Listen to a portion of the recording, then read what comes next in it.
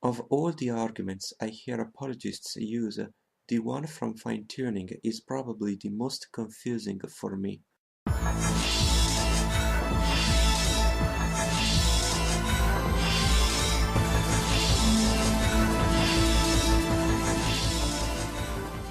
been talking about some of the different arguments for the existence of God. What is the argument from fine-tuning? The argument from fine-tuning is a version of the argument for design that appeals not to biological examples of design, but to the initial conditions of the universe that are put in at the beginning of the universe in the Big Bang itself. And this argument can be simply summarized in 3 steps. Premise 1, the fine-tuning of the universe for intelligent life is due to either physical necessity, chance, or design.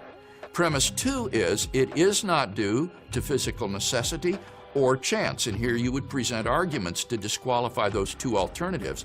3, therefore, it is due to design. So this argument, if successful, gives us a cosmic designer of the laws of nature and of the universe. Let's concede that the universe could have had innumerable different outcomes than the one we currently have. So why should we not consider the current universe the result of mere chance? How do you know, like, it's not just, Yeah. we got the lucky draw Yes, here. it's important to understand that the fine-tuning argument is not saying that it's just because this universe is highly improbable that therefore there must be a designer. And let me give 2 illustrations that help to make clear the difference between these arguments. Sometimes detractors of the design argument will appeal to a lottery illustration. In a lottery in which all the tickets are sold, any particular person winning is enormously improbable, but somebody has to win, right? And so it would be unjustified for that person to say, wow, the odds of my winning were 20 million to 1. The lottery must have been rigged. It wasn't really by chance. It was by design. It was rigged. And that would be fallacious. Somebody's got to win, and everybody is equally improbable. Now, what the argument then would say is, well, that's the way it is with the universe. Any particular universe is enormously improbable, but some universe has to exist, and so you can't conclude that because your universe is highly, highly improbable, therefore it must be the product of design. Now, if that were a good analogy for the fine-tuning argument, that would be a great objection. But that's not the correct analogy. That analogy only shows that the objector has misunderstood the argument. The correct analogy would be a lottery in which a billion black ping pong balls were mixed together with one white ping pong ball. And they were all churned together, and then one ball is picked randomly out of the horde. And you are told, if the ball is black, you will be shot. If the ball is white, you'll be allowed to live. And the churning goes on, the random ball is picked, and it's white. Now, in that case, you should conclude this lottery was probably rigged to let me live. And the reason for it is because we're not concerned with the probability that that particular ball was picked. Any ball is equally improbable, right?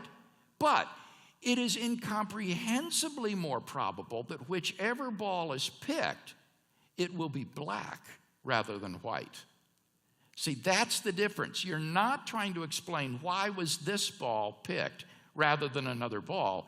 You're asking why was a life-permitting ball picked rather than a life-prohibiting ball.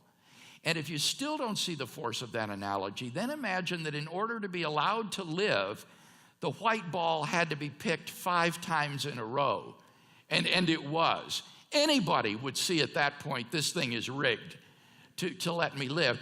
And yet, if the odds are improbable enough, the first time, adding 4 additional picks really wouldn't appreciably affect the probabilities of the situation.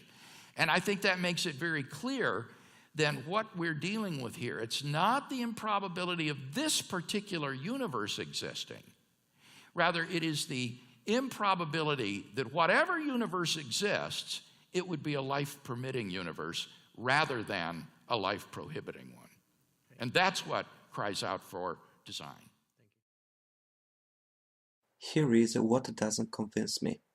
The reason we would certainly suspect the lottery was rigged in the life or death scenario illustrated by Craig is the presence of a person who values the extraction of the white ball. In other words, Craig has already inserted a probable designer in his example in case the white ball is extracted.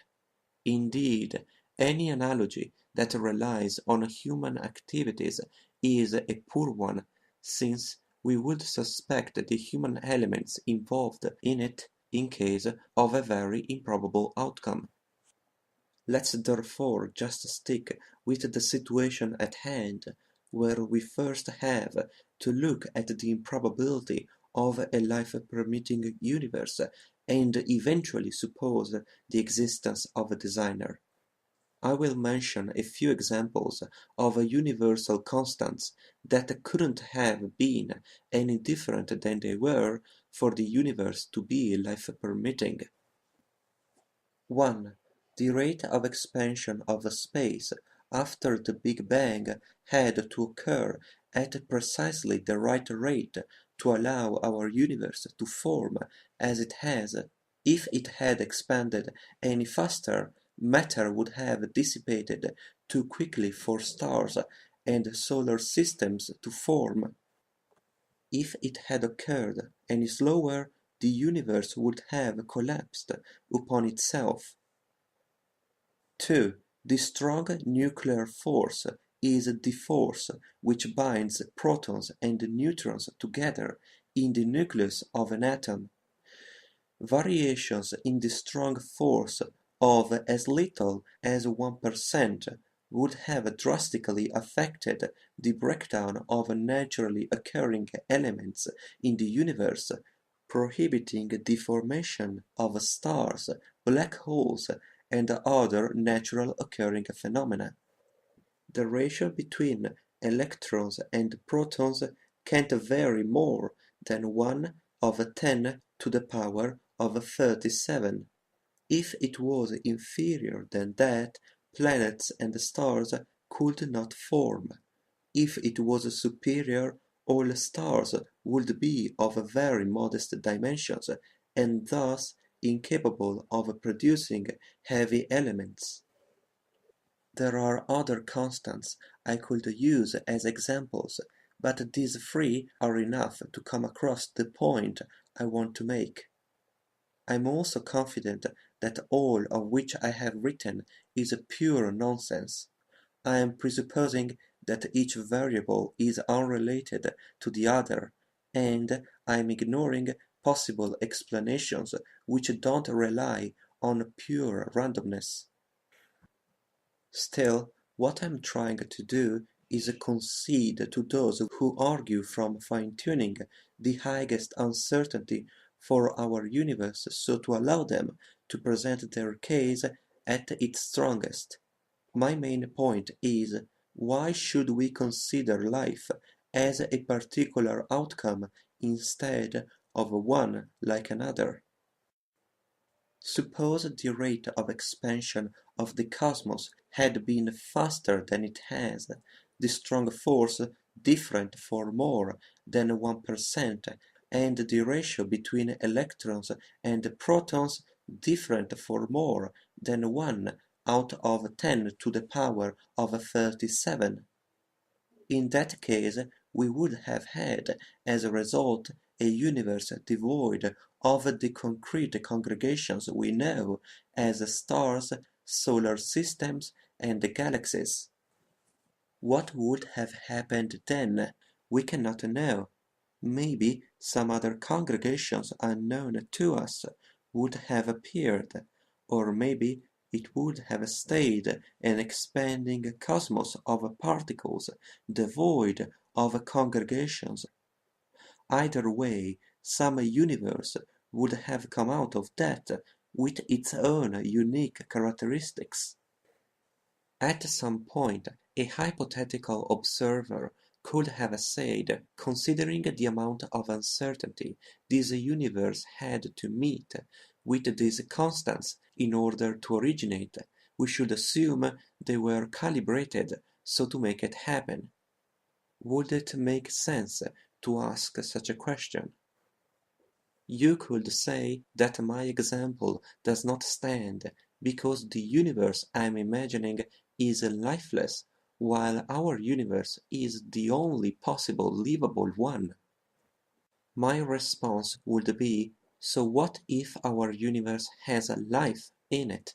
The universe I used in my example must have had at least some characteristics irreproducible by any other condition of those three constants I've mentioned, which we could have then assigned fancy names to, and then say, this universe has this, and no other one does.